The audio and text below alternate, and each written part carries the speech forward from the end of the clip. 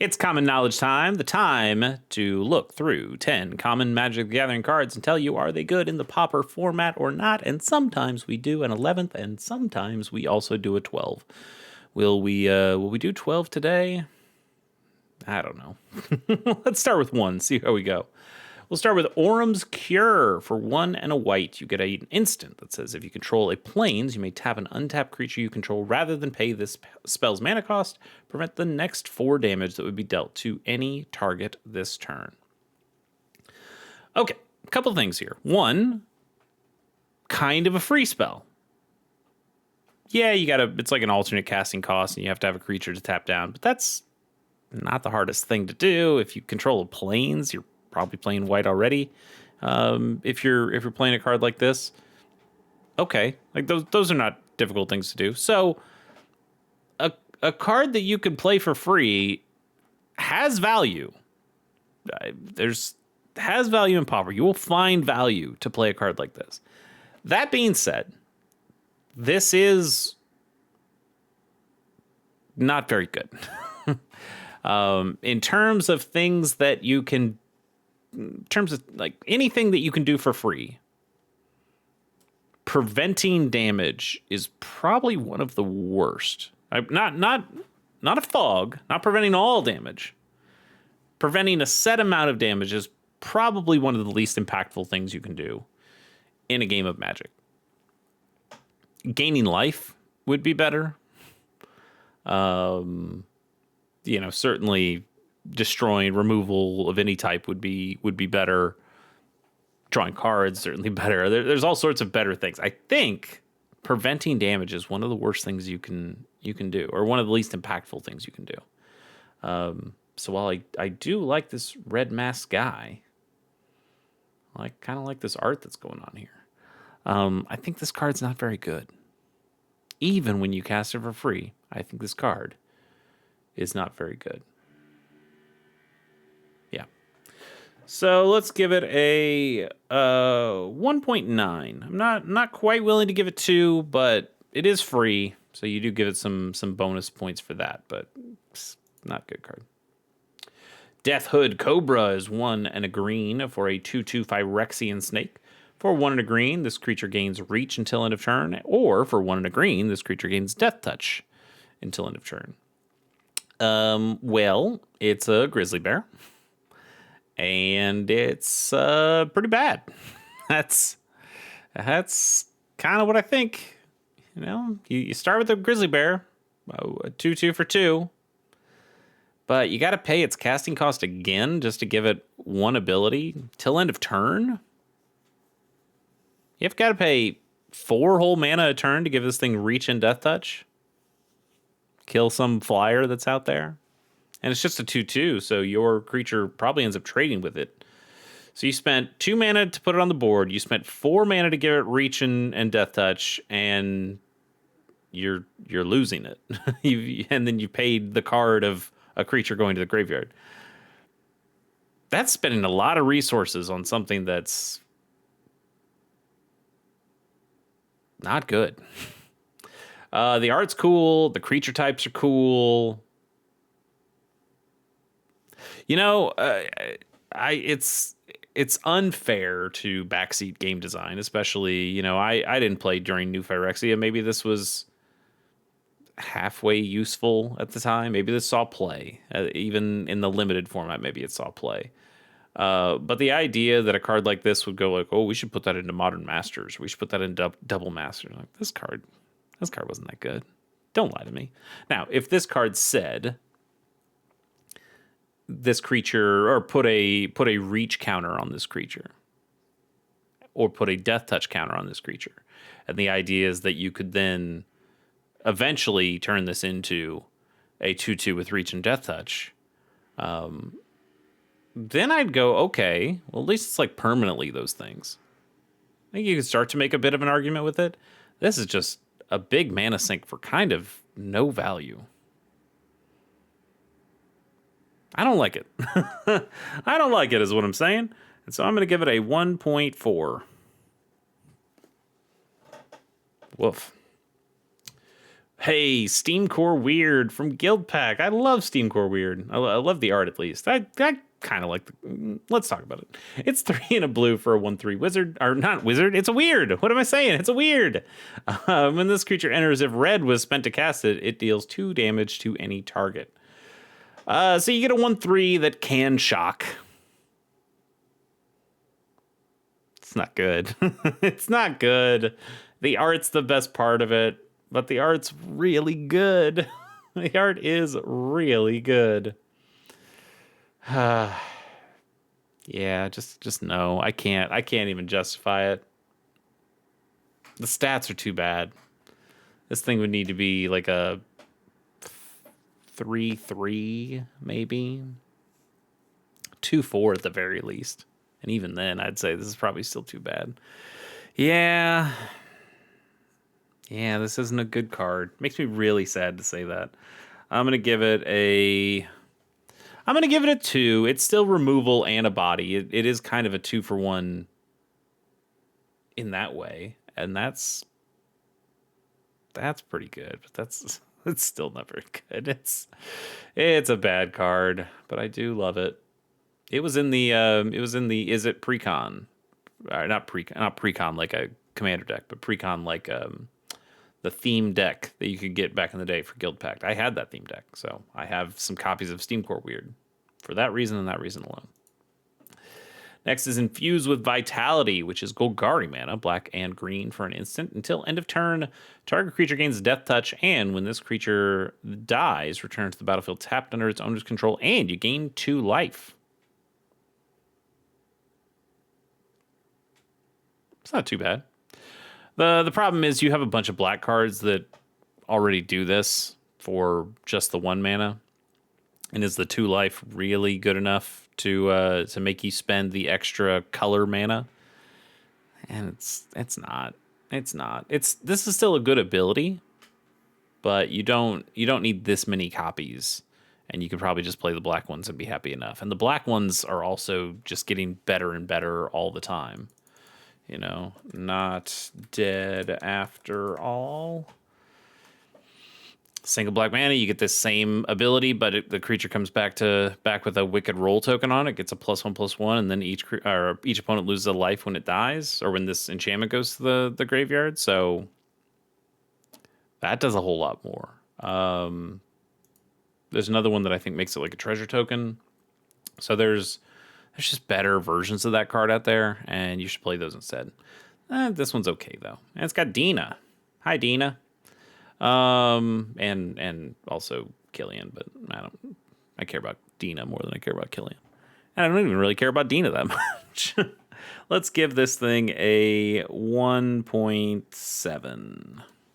Yeah, you just don't want to spend 2 mana for this ability. It's not good enough for 2 mana. Step Through is a really cool card. It's 3 and double blue for a sorcery. Return 2 target creatures to their owner's hands. That part's not that interesting. That's just normal magic. But it also has Wizard Cycling for 2. So you can spend 2 mana, discard this card, and search your library for a wizard card, reveal it, put it into your hand, and then shuffle. Let me tell you, Wizard Cycling. Is there more than 2? Is there more than 2? No, there's just 2. Vidalcan Ether Mage was a card I really liked from Future Sight that had Wizard Cycling on it. It kind of doesn't matter what the rest of the card is. You're never playing the creature. I don't care that it has flash. I don't care that it can return a sliver to its owner's hand. That's actually pretty bad. But the whole point of this is that you Wizard Cycle it. Now, the Wizard Cycle's 3 for this card. And then we never saw Wizard Cycling again. It got the cool Future Sight frame, and you're like, oh, the whole idea that you could Wizard Cycle, so cool. And then they've done more stuff with cycling that I think is really cool.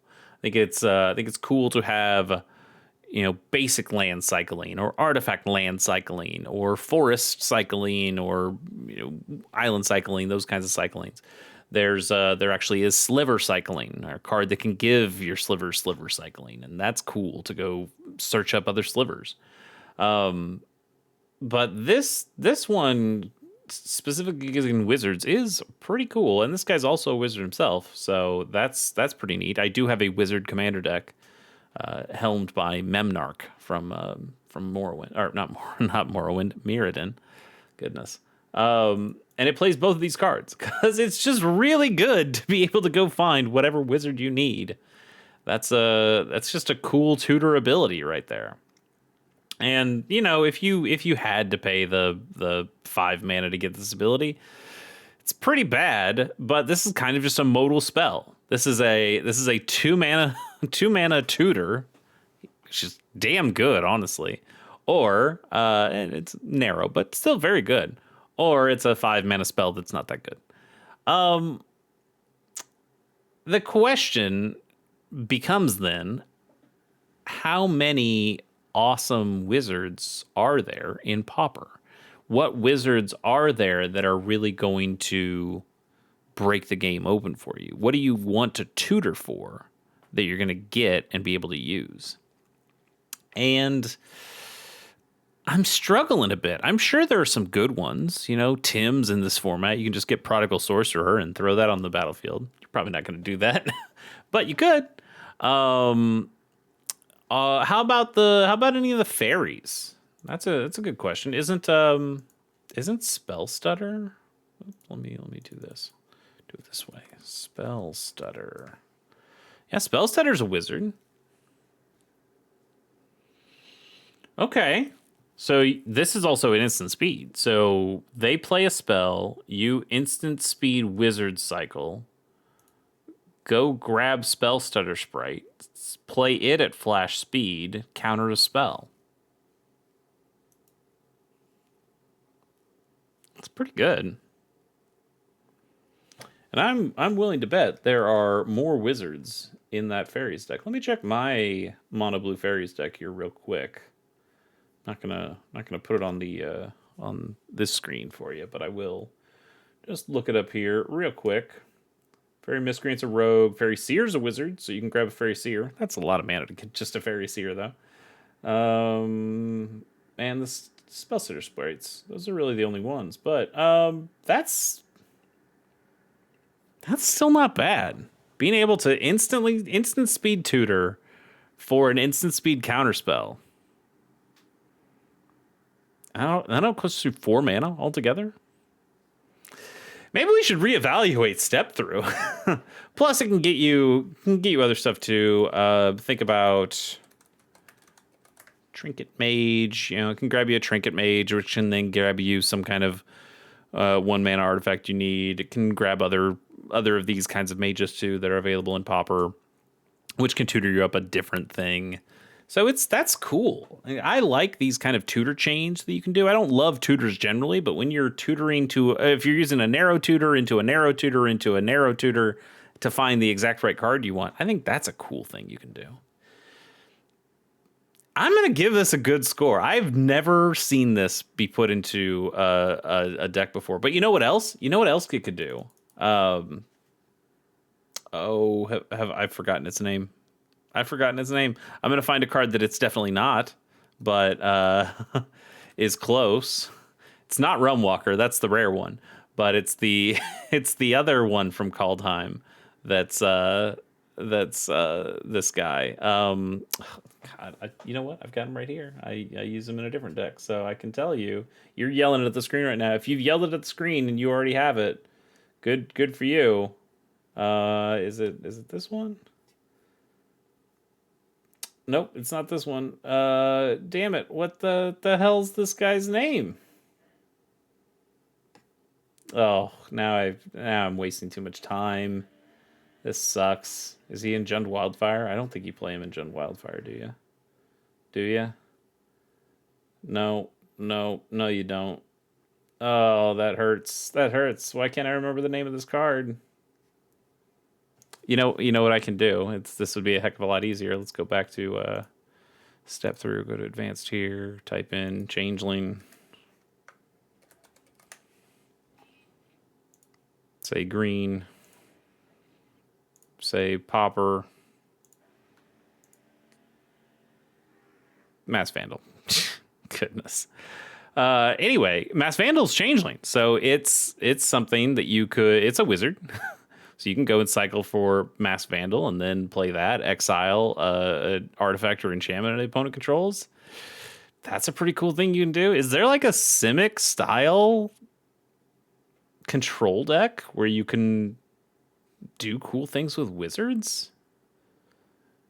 Maybe. Let me check one more thing while we're here, and we'll check for blue changeling creatures in Pauper. Amoeboid changeling. I don't think that really helps you all that much. I guess these aren't as good.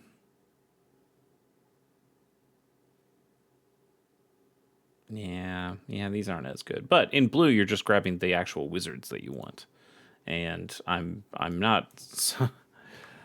I mean, we'll take a look. How many blue wizards do you think there are? And you know what? I'll add green in here as well. At most these colors. And how many green and or blue, and I guess this also adds colorless wizards, do you think there are available in Pauper? I'm going to say there's something like 350. 200. Okay, that's less than I thought. But, ooh, Archaeomancer? Okay. Now you're doing some cool stuff, because Archaeomancer could also grab the step through back, and now you can go cycle for another one. That's pretty good. That's pretty good. I'm not going to go through all these, but I just want to quickly go through and see if there's anything that just leaps out at me that I go, oh yeah, that guy would be sweet for this. I like Disruptive Student, but I don't know if that's a good enough card to play in Pauper. Fairy Seer, like we said. We'll go through one more page. This is taking too much time, but anything else that's really rad? I mean, I also like Information Dealer. You play a lot of wizards and you go scry a billion, kind of. That's pretty good.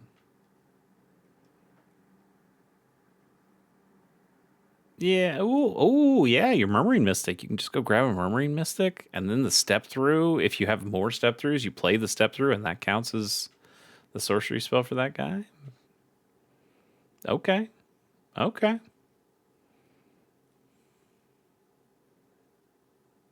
Omen Speaker, I guess that can scry some stuff. Oh, the Bolus's Augur of Bolus. That's what I'm looking. That's what I'm thinking of. Oh, you can grab your Rhymewind Task Mage that we talked about on a previous show. Is Augur of Bolus a wizard?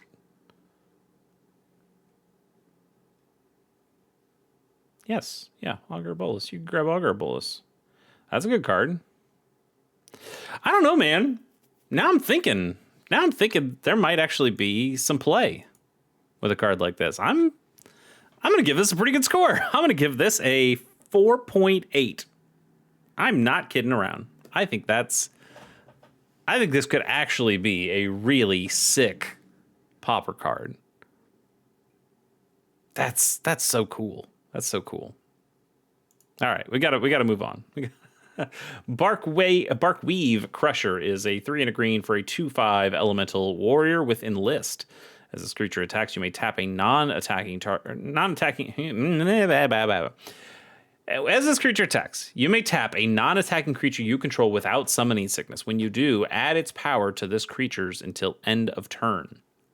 All right, that's kind of cool. Like, this thing's got such a huge butt. You know, five toughness is pretty darn good, and then you can tap down. I don't know. You find some kind of creature out there. You find your, I don't know, Refurbished Familiar or something that's like a 2/1. Maybe you don't want to attack in with the Refurbished Familiar because they've got some flyer and you're worried it's just going to trade and die. So you just tap it and you give this guy an extra 2 power. That's not bad. But other than that, he's just a vanilla creature. It costs you 4 mana for a 2/5. You still have to tap down a guy. Although I do like it as a way of tapping things down that might have some kind of tap trigger. That's kind of neat. Yeah. He's not particularly good. Cool art though.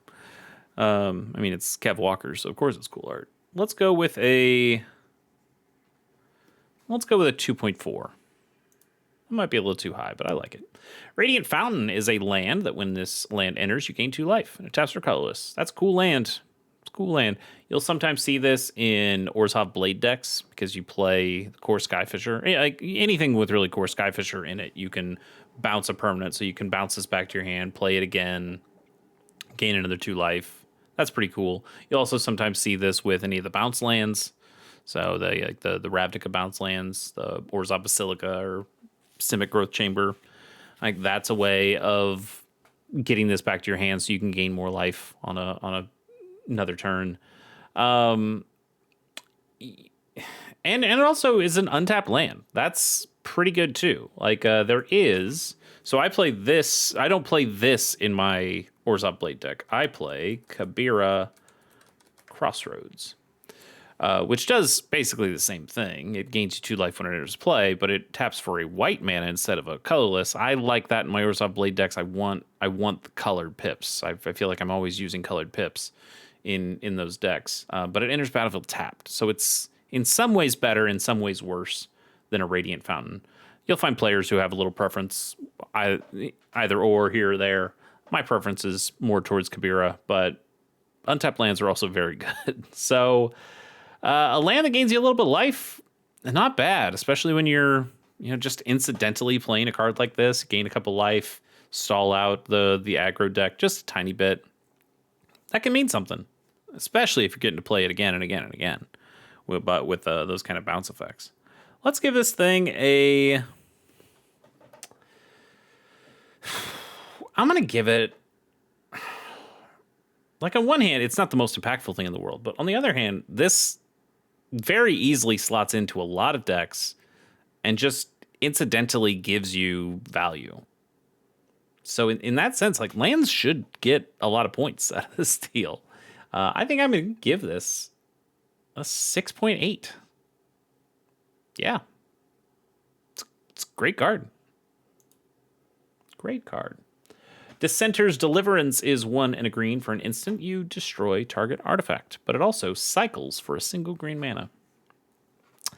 I don't know that just being able to destroy an artifact is enough.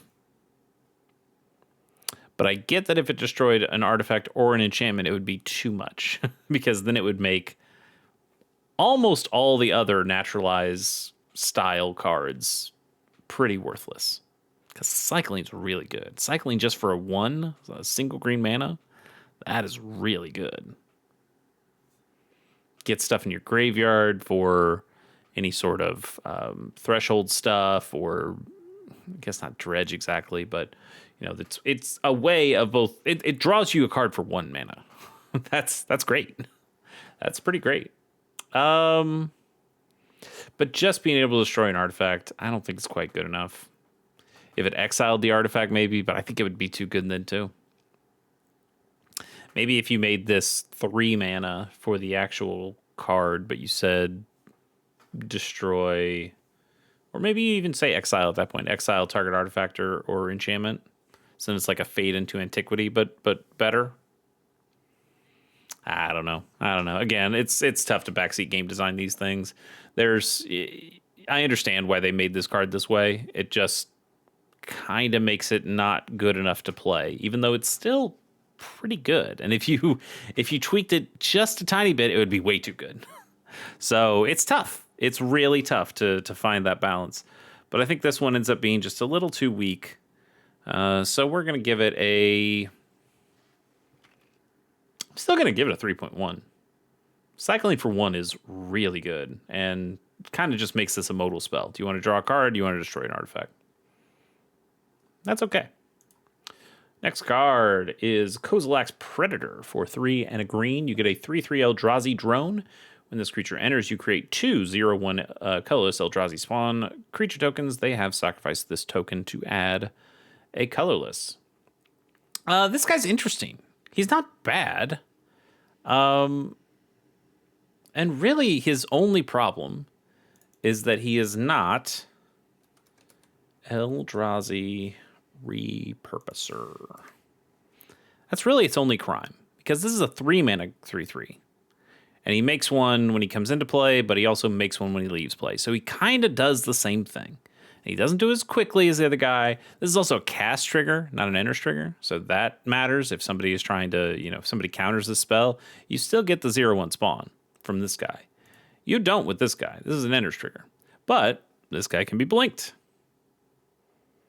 Then you get even more spawns. But he also costs 1 more mana. It's a trade-off. And honestly, the trade-off is that a lot of people just play Repurposer instead. Repurposer's kind of just better. But this card's not bad. And I think you could play both cards in the same deck. This is starting to get a little expensive when you're thinking about those kinds of decks, because you're playing like Nest Invader, and you might even play in like Brood Birthing, something like that. That makes spawns, your Malevolent Rumbles, your Glimpse of the Unthinkables. You have, and then your Writhing Crystals, of course. That's the gold standard. And this is the same mana as Writhing Chrysalis. That one's 2 in Gruul, and this one's 3 in a green. But you're playing 4 Writhing Chrysalis. Do you just kind of end up not having enough room for this guy? You just don't need him. So yeah, I think you just play Repurposer instead. You could play this guy though. It's 3 bodies coming onto the table at once. If you're playing a deck that's like an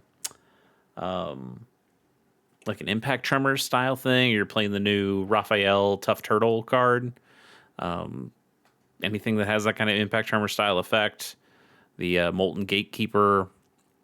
This is 3 bodies that come out on the table. It's just like a Writhing Chrysalis in that way. And in that way, maybe you do want 8 Writhing Chrysalis style cards. Maybe, because they each help to cast the next one, because now you're getting the tokens that will help you ramp more to those other big spells. It's a thought. Still, though, probably just play the Repurposer instead. I'm going to give this a 3.5. No, I'll give it better than that. I'll give it a 3.7. Next and last is Sizzle. For 2 and a red, you get a sorcery. Sizzle deals 3 damage to each opponent. Not amazing. Not amazing in Pauper. I guess it's slightly better in Commander, where at least you're dealing 3 damage to each of the opponents. And you're dealing 12 damage. Okay. You're dealing 9 damage, not to yourself. So you're only dealing 9. That's better.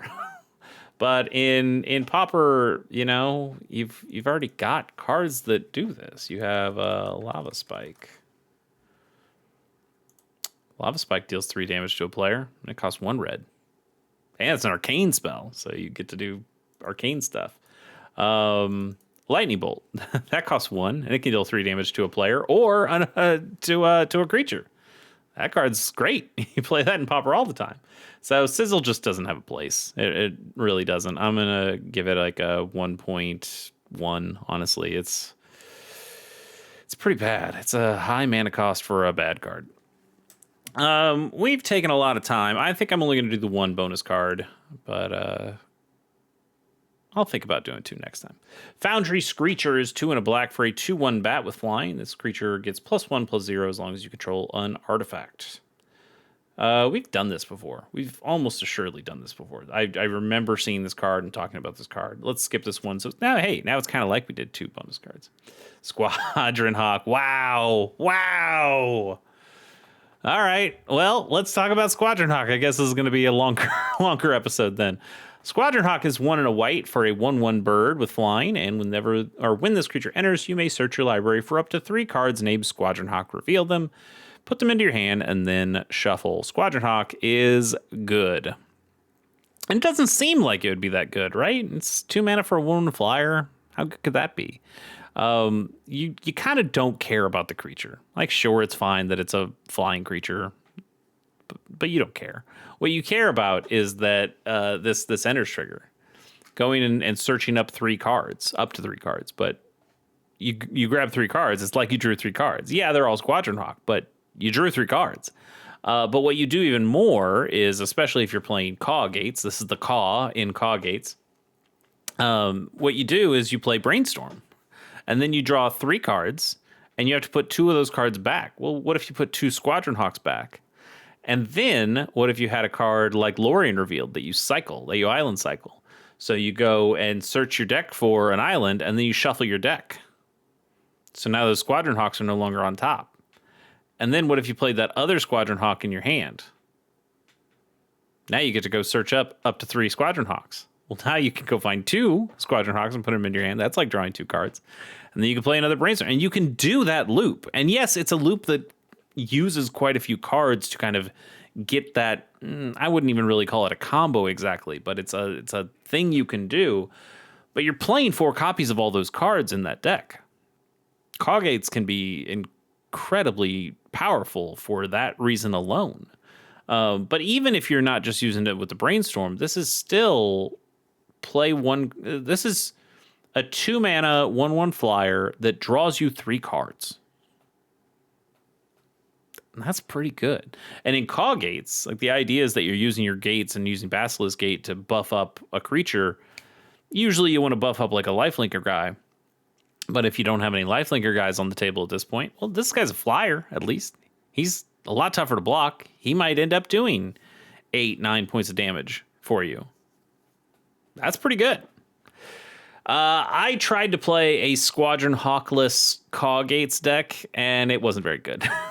I tried to play the Portal 3 Kingdoms guy with Horsemanship, thinking like, oh, Horsemanship, that's like a way of getting in unblocked, and then you put do the gate thing with that guy, and you swing in free. Okay.